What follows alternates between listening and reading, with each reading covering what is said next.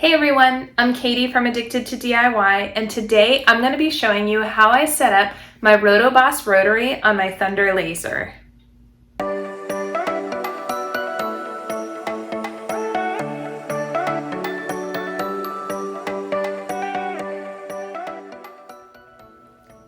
So I've had my Rotary for a few months, and honestly I think I've probably used the laser more for making tumblers and water bottles than I have for anything else. I just love how versatile it is. I love the world that it opens up for me with creativity and making fun things for people. And so I'm gonna show you today just a simple setup, how to get going with it, and hopefully take out some of the intimidation that you might feel with getting a brand new Rotary and maybe even being new to lasers like I was when I got my Rotary. So stay tuned and I'm gonna walk you through the whole process. First, let's go over the key features of the Rotoboss Rotary. For starters, all of the components are made of machined aluminum, which makes it incredibly durable for everyday use. The feet have magnets on them, which allow for it to sit securely on the honeycomb bed of the laser. This gives you peace of mind that you can engrave one item after another without having to worry that the rotary will move when you're removing or placing new cups. I'll also note that every time I place my rotary on the laser, I lower the honeycomb tray as low as it'll go, and then I adjust it as necessary once I've got a cup or water bottle in the rotary. The lower knob increases or decreases the length of the mechanical wheels to fit whatever size you need to engrave. The upper knobs raise and lower the wheels so that you can level the items you're engraving. It also gives you a little bit more clearance for some of those taller items.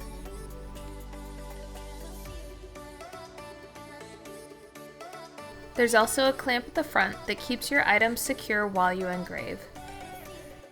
This rotary is also just plug and play, so no complicated wiring. And also, when you set the rotary inside your laser, you want to make sure that your motor is always to the left side of the machine. Next, I'll go over how to set up your rotary to be perfectly aligned with your laser head. But before I do that, I'll go ahead and plug it into the machine. The pin connector is on the right side of the machine, and it's actually labeled for the rotary. To set up the alignment of the rotary, I grabbed a water bottle, a pencil, and a square. Setting the water bottle on a flat tabletop, I lined the square up to the bottom and drew a pencil line. Since this square is a smaller one, I flipped the water bottle over, lined up the square to the first line, and finished the line the rest of the way up the bottle, so there is one complete line going the whole length.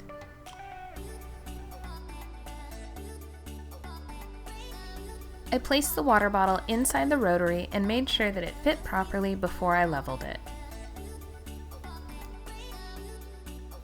Then I lined the pencil mark up with the red dot on the laser head and moved the laser head back and forth, making small adjustments to line the dot up perfectly with the pencil mark on the bottle.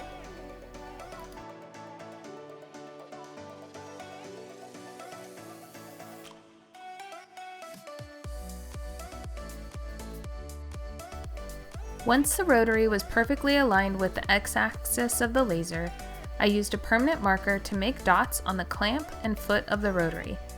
I simply placed the red dot on the clamp and made a small mark, then did the same with the foot.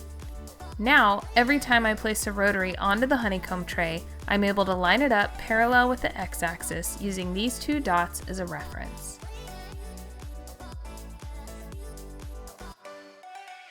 Now to set up the rotary in LightBurn. First, you'll open up LightBurn on your computer, and at the top, you'll click on LightBurn, and then you'll click Preferences, and then when you're on the Preferences screen, you'll toggle the Show Rotary Enable on Main window to On. Click OK, and you'll be back on the main screen of LightBurn. In the laser window, you'll now see Enable Rotary. If it's red, go ahead and toggle it to On. It will only toggle on if your rotary is plugged into your machine and your computer is plugged into your machine. Next, you'll click on Laser Tools and Rotary Setup. In this window, you'll make sure that the roller rotary is selected. Your roller diameter should already be set and should not be changed at all.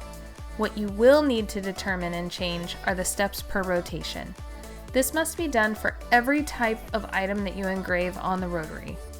This is because they're all different sizes and circumferences, so the speed in which they rotate on the rotary will change based on the size. Once you've determined it for each type of tumbler or bottle, write those settings down and then you can reference them over and over again. To find the steps per rotation, create a 1-inch square in LightBurn. Make sure the origin is set to the side and center of the square, and also set the origin starting point to current position. Set your laser speed and power to a setting where you can test it on a tumbler without engraving into the powder coat. I like to use 500 speed and 10% power. Send your file to your laser to test the steps per rotation that are on your rotary settings.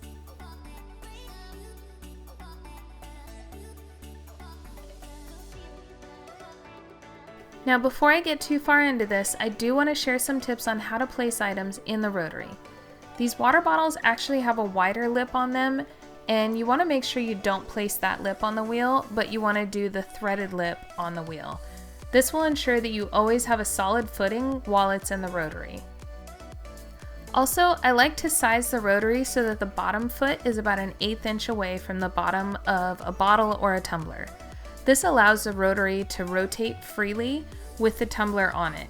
If the foot is too tight against the tumbler, it can prevent it from turning and your engrave just won't work properly. It's also very important to make sure that your bottle or your tumbler is level and that your focus is set properly. I set my focus to 6 millimeters and I check to make sure every time that, well, most every time, that my water bottle or my tumbler are set perfectly level in there to get as best of engrave as possible. When I test engrave files and also when I test out steps per rotation, I use aluminum tape and masking tape. The masking tape will show through what is engraved, and the aluminum tape will prevent the laser beam from etching into the tumbler. So I place a strip of aluminum tape down and then I cover that with the masking tape, and this gives me a perfect space to test out new designs or to test out steps per rotation. Since I've already sent the square file to the laser, I'm going to open that file up. I'm going to make sure that I set my origin so that it is set exactly where I left it on the water bottle, and then I'm going to frame it to make sure it engraves exactly where it's supposed to be on the water bottle. If you don't set your origin and it was set somewhere else, then your laser's going to move and you're going to have to reset everything again. I went ahead and hit the start button and engraved the square onto the water bottle, and if you remember, my steps per rotation were set to 4,250.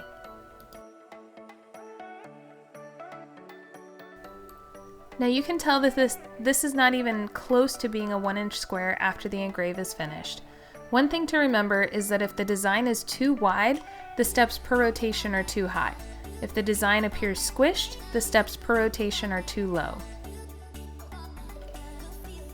So with that said, I started making adjustments to the steps per rotation.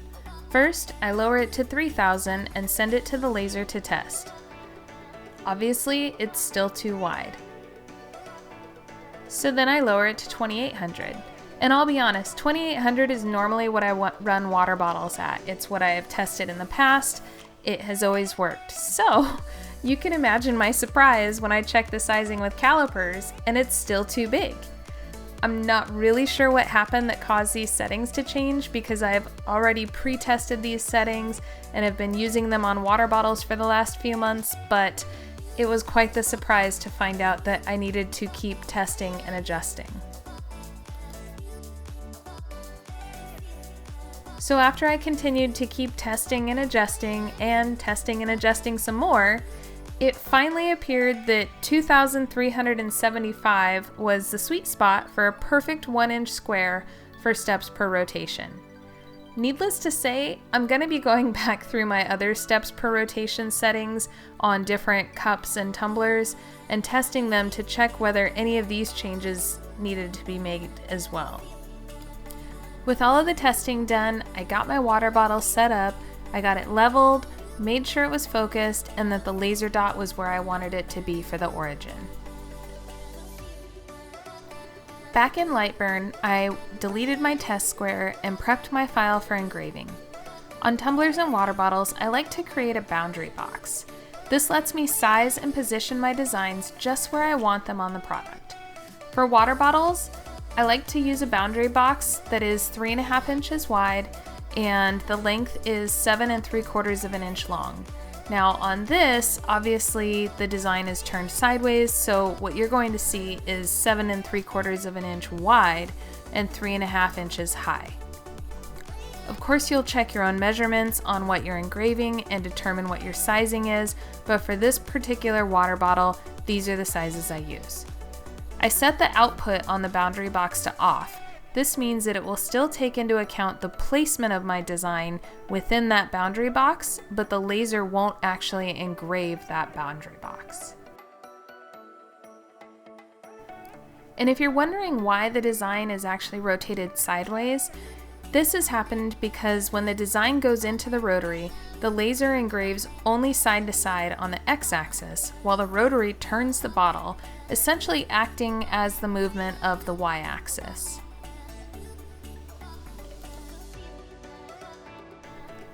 I center the design inside the box and position it at the height I want it on the bottle, and then double check my settings and sizing. I ended up sizing it down just a little bit and then moving it higher towards the top of the water bottle where it will start engraving.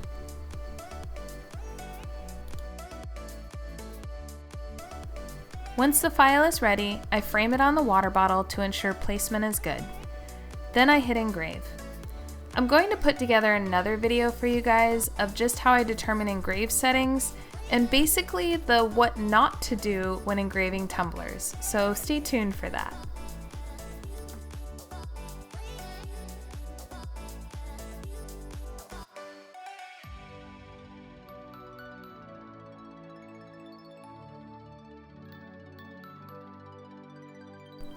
Once the engrave is finished, I take it inside to clean it up.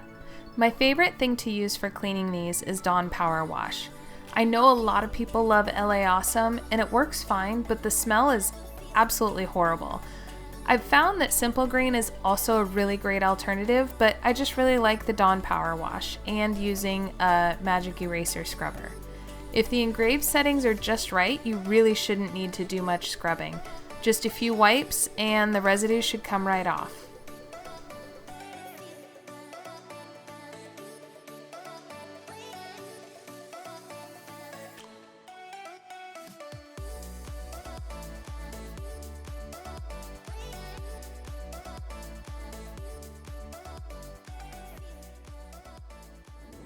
So I hope you've enjoyed watching this video, and if you've been on the fence about ordering a rotary, hopefully this motivates you to do so. If you've been afraid to take yours out of the box because it's just too intimidating, I hope that this helps take the intimidation factor out of it for you. It's just so much fun, and I'm really looking forward to broadening the spectrum of what I can do on the rotary, including a full wrap design. That is a big goal of mine to finish out before summer's over with. And so I'm gonna get to work on that really soon.